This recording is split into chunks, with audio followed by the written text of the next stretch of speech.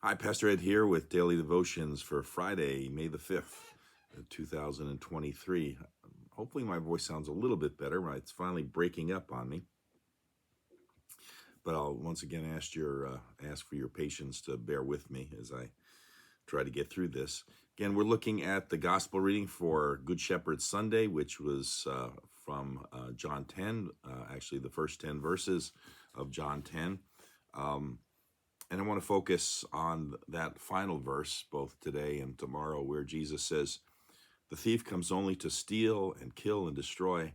I came that they may have life and have it abundantly." And so the question is, what is a full life? What is an abundant life? What is a life that has meaning and purpose and hope and all those good things? A gentleman by the name of Hugh Moorhead, a number of years ago, began a rather odd hobby, at least in my opinion, of writing to famous philosophers and scientists and authors and asking them, what is the purpose of life? Well, the responses that he got back were, well, quite frankly, depressing at best.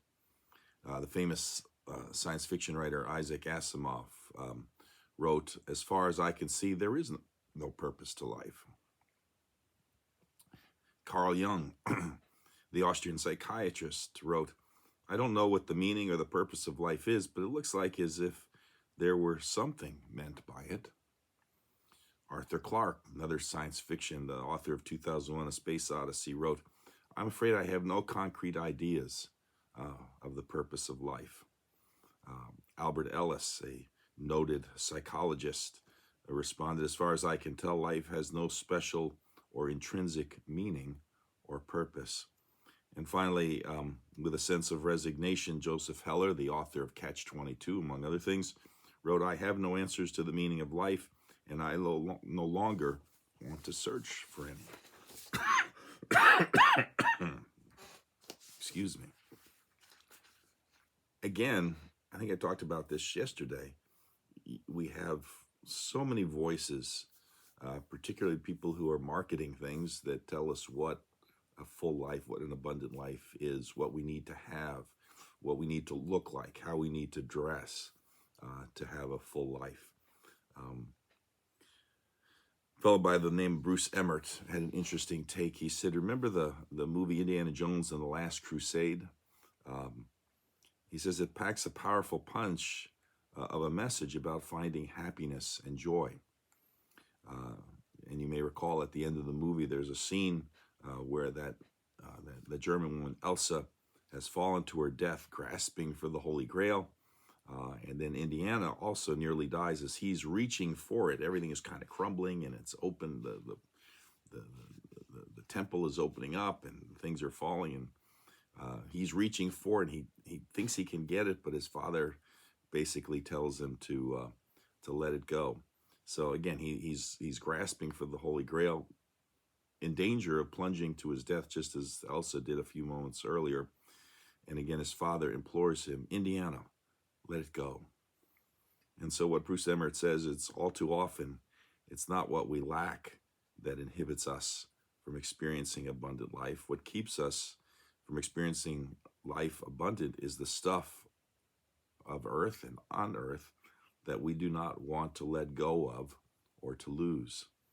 Jesus again said that he came to give life and give it abundantly. If that's the case, then we have to talk seriously, says Emmert, about what keeps us from experiencing that life abundant that Jesus came to give us.